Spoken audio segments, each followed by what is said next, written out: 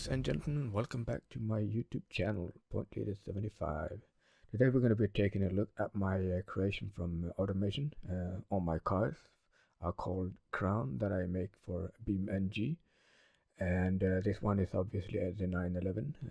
Been all crazy about all the 911s, and this one is going to be the basic one with a slight step up in terms of design and the feel of the handling.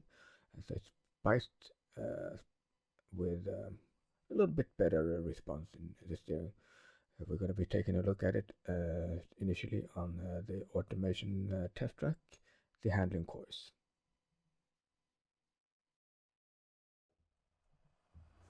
Alright, now being on the automation test track, the handling course variant. As you can see, somehow it didn't carry over the color correctly, so it turned out to be all white, but it seems to have the Avantgarde still on the rims, so we should be okay. Alright, let's get going. 2 laps, one standstill measurement and the second one for the flying start measurement, so that way we get 2 results out of the whole test.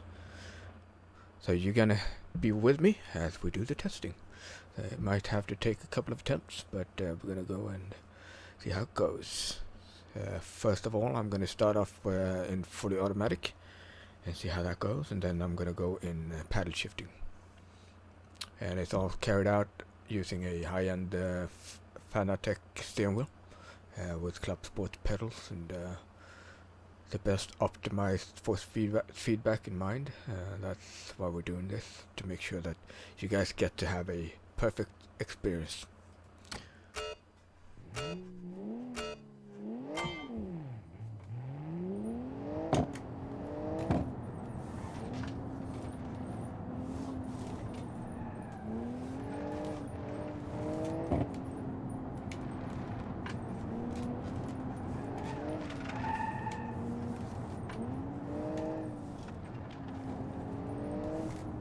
First lap, I'm just trying to get the feel for the car, and there you had it. That's actually the tail happy engine at the rear that did that. Swung me over. Alright, let's go. Give it a try again. First lap is kind of important, but we just want to start with getting the feel for the car. See how much we can push it.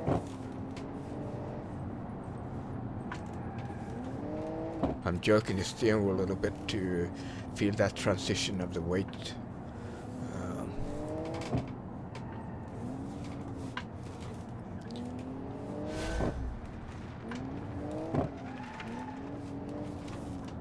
Especially with cars that has low grip in the front, given the configuration of it. Sometimes it's actually better to over-exaggerate, like give it a very explosive all-sudden jerk in the steering wheel. That'll sort of force the weight over to the side where you need the grip the most. It's easier to react to that than the over-exaggeration, rather than not doing anything at all. So it's better to really get into it real hard.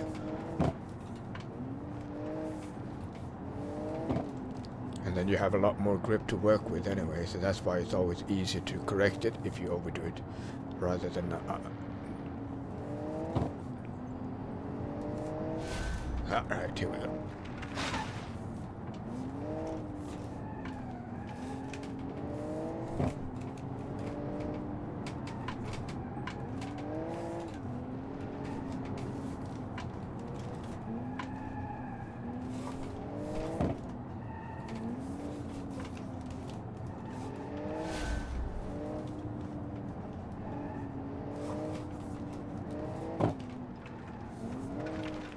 And I overdid it. I'm going to complete the lap though. Might not have damaged too much.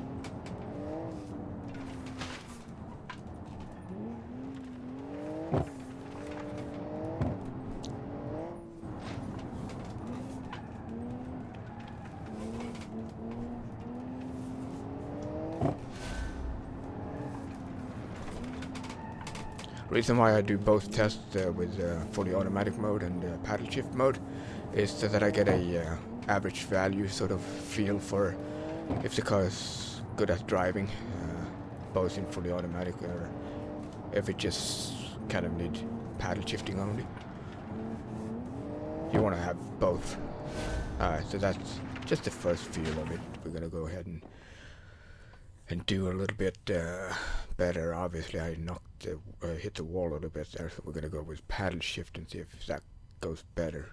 It's usually easier because it's usually how you determine the speed through each and every corner by referring to the gears rather than just feeling or the speed itself.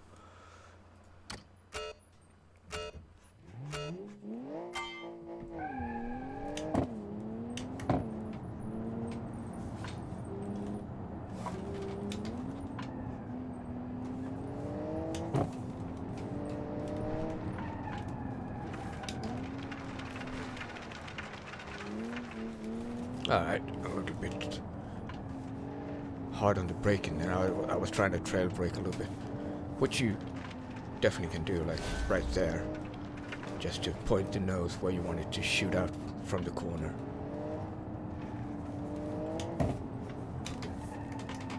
More trail braking, and then we have a crest.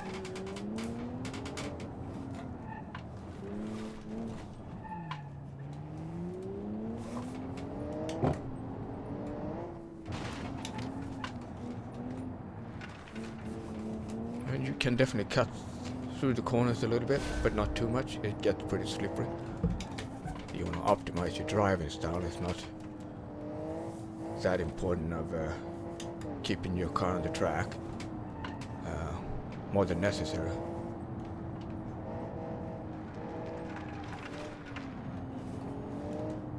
Trying to bounce off on the right side here and go in pretty hard, picking up speed early.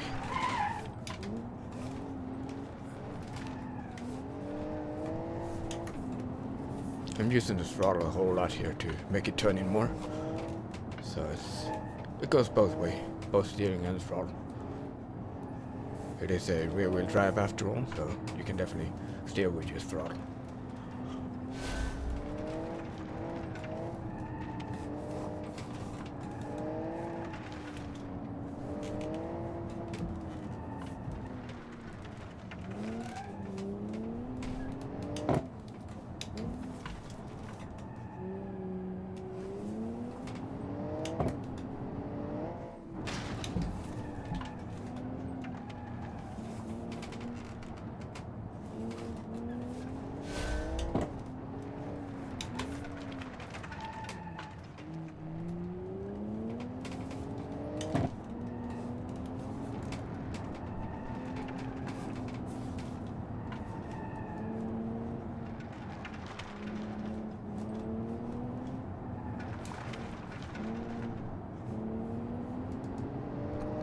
Went a little too wide there, but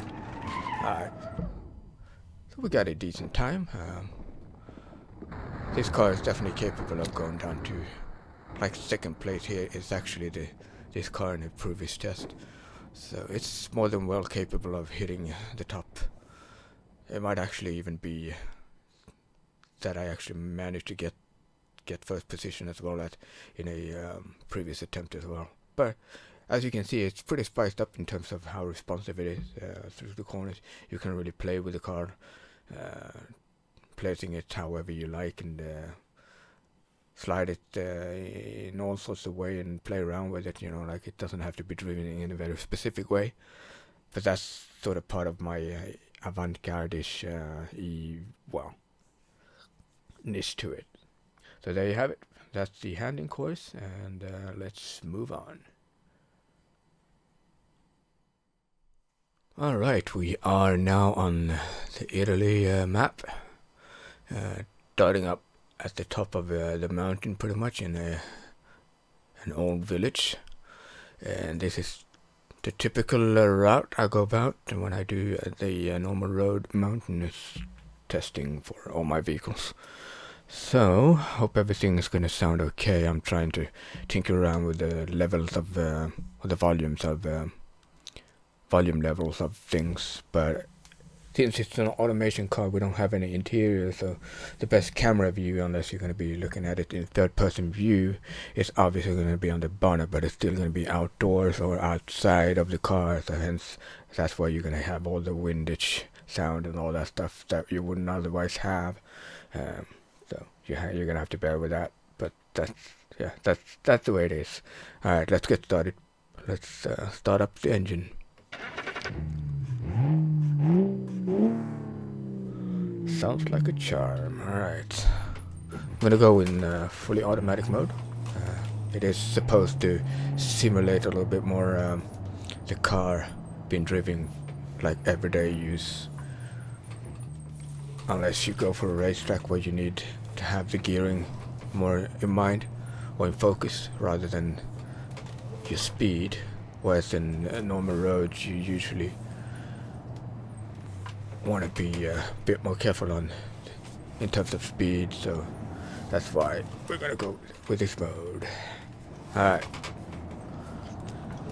so the course is quite long. We're gonna end up at pulling up into a gas station area, but initially we start on a downhill course, and then we're gonna do a little bit of a highway, and then we're gonna do a little bit of uphill, and then we're gonna do a little bit more downhill till we reach our end destination.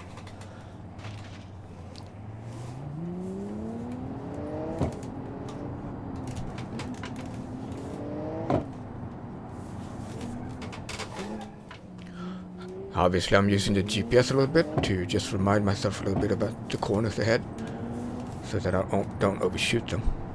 It is downhill, so you have less of a grip when you're braking, so you want to really grip hard till you almost hear the ABS work. Okay, that was, I don't know what just happened there. It just didn't respond right away, but there we go.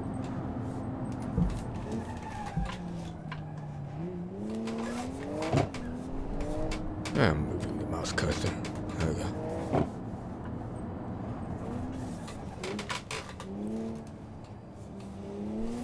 Now I've tried, as comparison, try to do this with the Sunburst of the Hiroshi, the standard cars from the game, in various of iterations. They don't handle this good. They don't push it this hard with certainty, unless you do a lot of tuning. But even then, you know, like you don't have that performance. These cars just want to go faster and faster, and that's itself can be a problem, because you easily end up when it goes too fast for your good, sort of. I mean, remember we're doing well past 100 kilometers an hour right now on a 50 kilometer an hour road, and given the speed through the corners, I'm not looking too much on that, but you can have a look. But like any normal car would, they would just keep going out straight forward into the barrier, or have a lot of trouble finding the grip. And even if you slow down enough, more than you have to with this car, you're very fast back up to speed again. So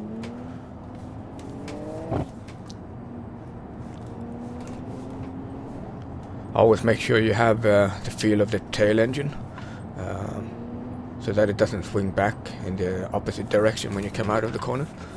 So always work a little bit with the balancing of the car.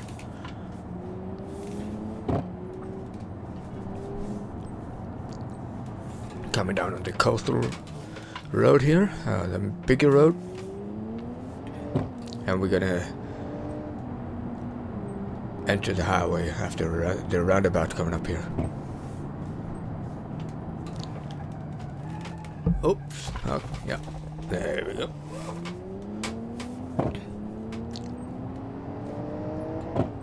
Now this car is a basic car. It does have a active rear spoiler, but it's only there to a certain point. Obviously you can't expect this car to handle as well as a GT3 or GT2 car. It doesn't have that fixed big wing to assist you. But I mean, in terms of comparing it to normal cars, it's definitely faster. You can drive pretty fast without having to worry about instability of any kind. But beyond 200 kilometers an hour, and I would be a little bit cautious when it starts to turn. Well, yeah, as long as you stay around 170 to 180 kilometers an hour, then you'll be fine. And that is through the corners, that is.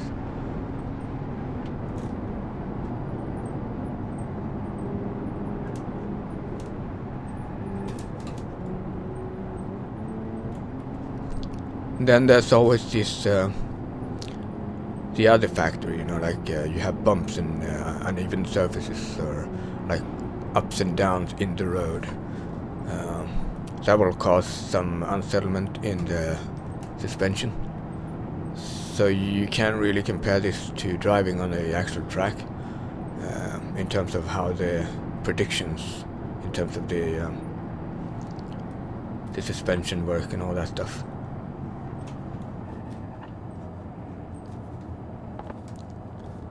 That was a speed bump. Make sure you don't jump here. Want to save the car, at least if we get to our end destination. Taking this corner here because it's a bit wider here than going up the next corner or the next intersection. So now it's a little bit of a hill climb as opposed to downhill that we started out with. And I think we end up on the other side of the whole mountain area.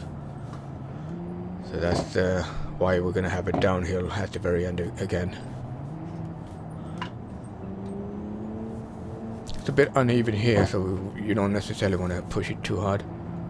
And we are running on sports tires for road legal issues, so no semi-slicks here.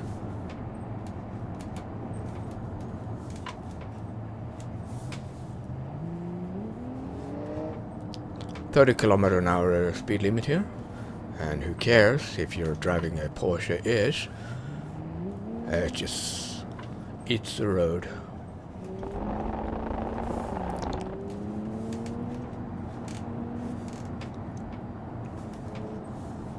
Definitely my favorite part here, like the whole map area. It's so nice when you have a nice car to drive around in.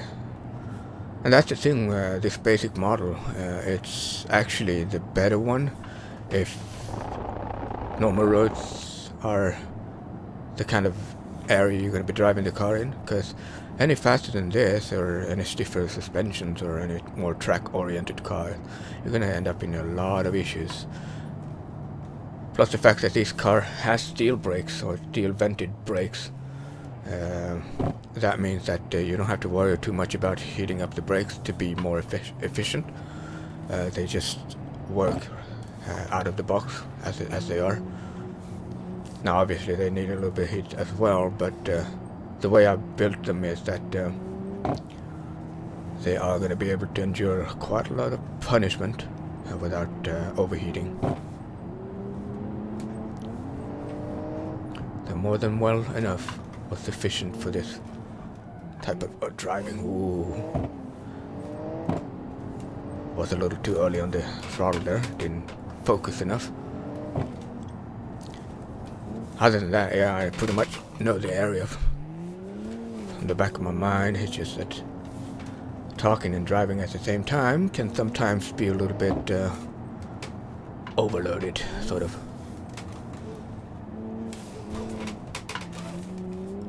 Well, as you can see there, it's a 50 kilometer an hour road, and we can still throw the car around quite a bit without having to worry about losing the grip. And we can be pretty early on the gas.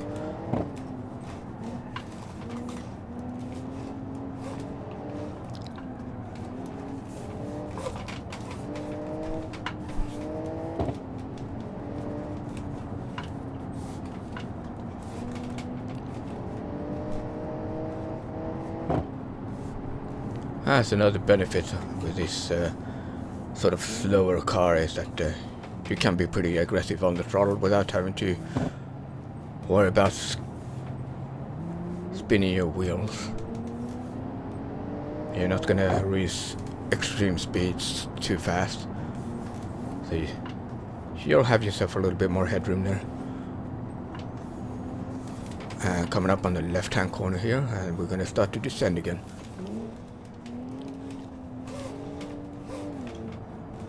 And the gas station that we're gonna end up at is gonna be somewhere down below us, to the right behind us.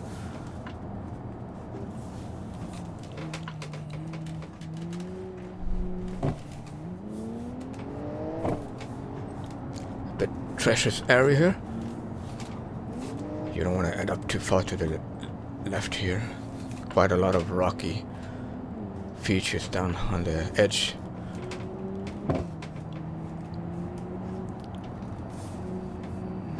Same here.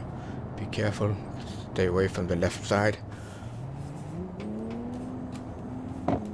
And a left hairpin. Oops. Okay, overdid it a little bit there. Had a lot more grip than I anticipated.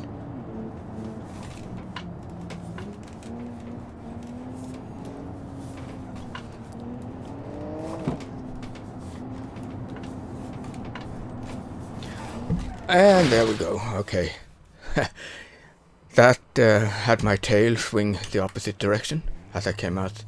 I was braking, and that forced my tail to point my nose in the opposite direction as opposed to what I wanted. Beauty of course with BeamNG is that you can rewind a little bit, because I mean it is a test after all, and we are supposed to have fun. Crashing is part of the game. And there you can see that there are no funny stretching of the body when you crash. I made sure that's the car crash nice and done.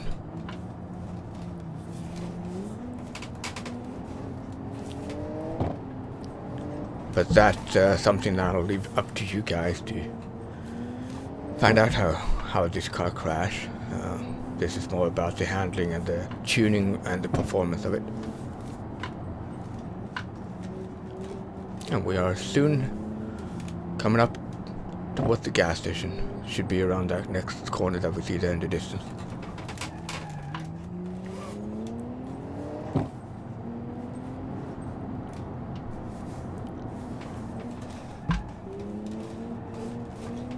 There's one little area here before that crest, the blind corner there. You want to be careful on the throttle, because it'll launch you up in the air and you'll lose grip. You won't be able to turn like here. You'll be hitting the wall to the right if you don't brake a little bit or slow down before you end up on that crest. Same thing here before the blind corner ahead. It's a little bit bumpy here, so be careful. Make sure you have full contact with the road. And the gas station should be around this corner. Alright, so we had one little incident there with a tail happy little thing of beauty. Alright, we're going to pull it up here and put it in park and go external view, of course, and admire the car as we shut down the engine after a couple of revs. Alright, so that's pretty much the road testing that I usually do on this very specific very section that you just seen. So I might be able to, yeah, I'm gonna go ahead and do a little showcase on Nordschleife as well as a nice wrap up of the presentation of this basic 911-ish generation. It's gonna be like 2021. Due to my little extra design feature, but yeah, we'll see about the events. I might make it a little bit more cleaner for this basic variant, but everything works, as you can see. All the indicator lights, and I think the reverse light, yeah, wow, it looks a bit funny. And then of course the brake lights, and yeah, that's about it. Alright, heading over to the Nordschleife. Alright, we have now entered the infamous Nordschleife, or also referred as the Green Hell.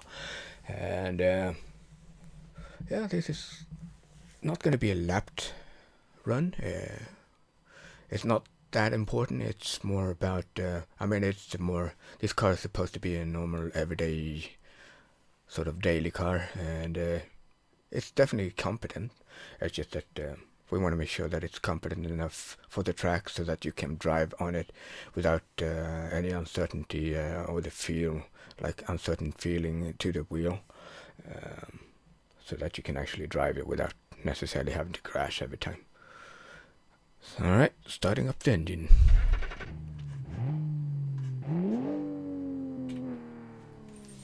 This time we are going to go in paddle shifting mode, because gearing is, like I said, more important here.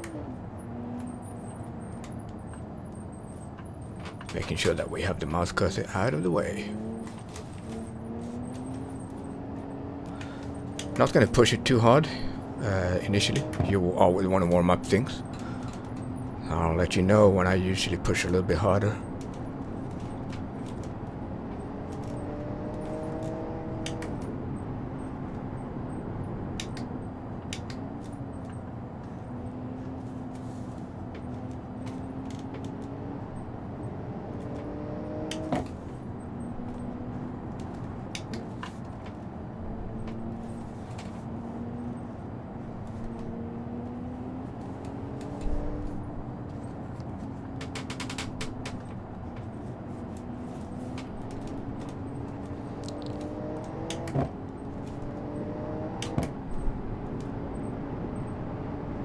Coming up towards Flugplatz. Usually a pretty fast corner. Make sure you stabilize your car and then turn in. Do it pretty hard, because that way you get the transition of the weight over to the left side, so you get more grip on the turn-in.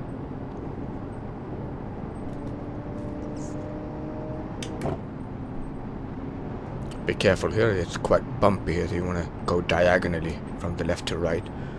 By the sign here, that's when I start thinking about turning in.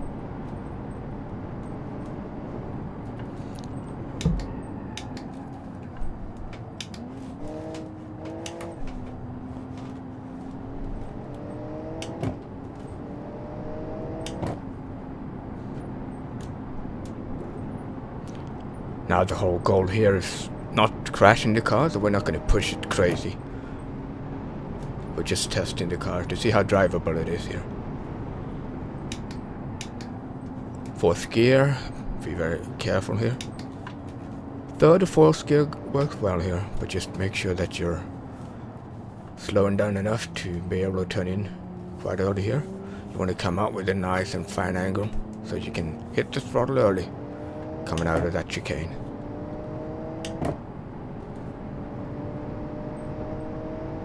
Most cars, you kind of want to be somewhere in the fourth gear here, because it makes it easier, because right away here it's time to downshift to third and then start turning in right away. That way the chicane gets less steep. Third or second gear depending on the car, but usually third gear is the preferable one. That way you can hit the throttle early without spinning the tires. Stay on fourth. Oops, I lost traction there on the front wheels. Yeah, we're gonna go back, and I don't know what just happened there. Yeah, expect to see a little bit of crashing here. I'm not really I didn't really push this car to be a track car in that way, so it does have certain play in the suspension that I wouldn't have on a track car, and that can make a very dangerous situation very fast. Coming up on the lowest part of the track. Third gear, turn in early. Down to third. Careful for the curbs here.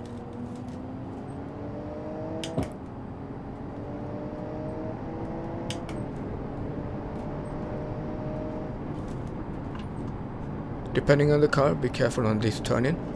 And about here is a good time to start downshifting. My reference point is that sign to the left of the billboards. That's when I start turning in. At least on this map.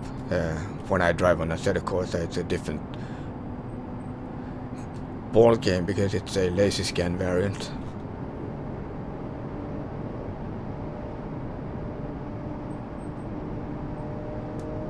We're not going to push it too hard here. The car is not as stable at higher speeds, like I said, like the GT cars. But it does have its quirks now and then. We're not going to push it hard.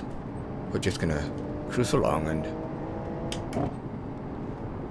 have a nice experience, rather. Drive it more like you would in real life, at least try to.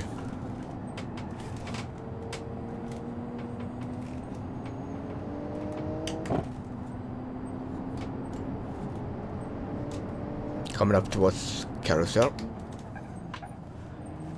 Now, I try to stay on third gear here because that way I can hit throttle pretty early.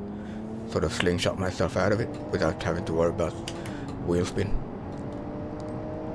And you don't want to redline it there. You want to have some spare room on the tachometer.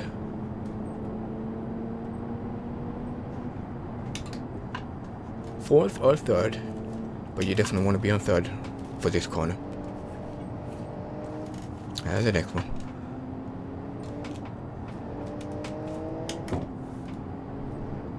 Stay in fourth if you can. Just let the car roll into the corners. Keep a little bit of a throttle to stabilize the car, but just stay on fourth and you'll be fine. Down to third. Try to hug the apex and you'll end up fine here. Down to third again and turn in as soon as you see the stripes, the curb stripes on the left side. Same here, as soon as you see the curb, you turn in and aim for it.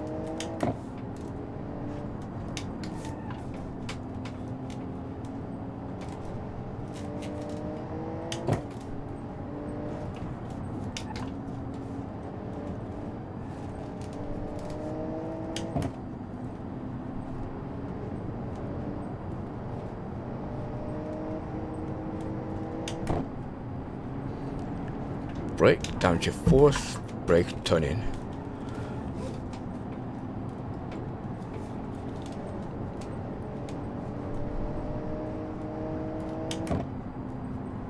This one is pretty tricky for a lot of people. Just make sure you hug the apex on the right hand side and you'll be fine coming out of here for the next couple of chicanes. You can pretty much go flat out. Down to fourth, as soon as you see the curb on the right hand side, start turning in and try to hug the apex. Downshift again, same applies here. Try to hug the apex on the left side. Stay on third. And be careful for the little ramp. Stay on fourth. Try to hug the apex. Be patient on the turn in here. And then accelerate out of it. And let's see. This car might be a little bit unstable. We'll see what speeds we can hit. Yeah, there we go. It's certain RPM that causes it to just start swinging.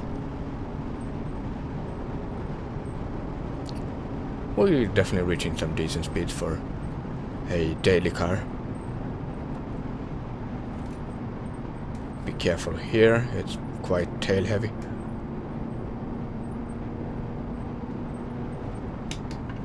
Keeping the revs down actually stabilizes the car a little bit, so keep that in mind. You can always stay on a gear higher than you otherwise normally would. And that will conclude the full lap on the Nordschleife, the Symbian variant. Let's pull the car into the parking lot again and wrap things up. But hey, yep, that's the basic 911-ish from Crown, my imaginary car brand, with the 911-ish, the love for the 911 pretty much, and more iterations will be coming. This is going to be the 2021 gen, so it's going to be the next one. Alright, put it in park, admire the car as always, and give it some revs before we shut down the engine. Alright, so hope you enjoyed it. I'll be seeing you guys in the next one. Oh, don't forget to subscribe and like, hit the thumbs up, and hit that bell as well if you want to see some more videos in the future. And I'll be seeing you, like I said, in the next one.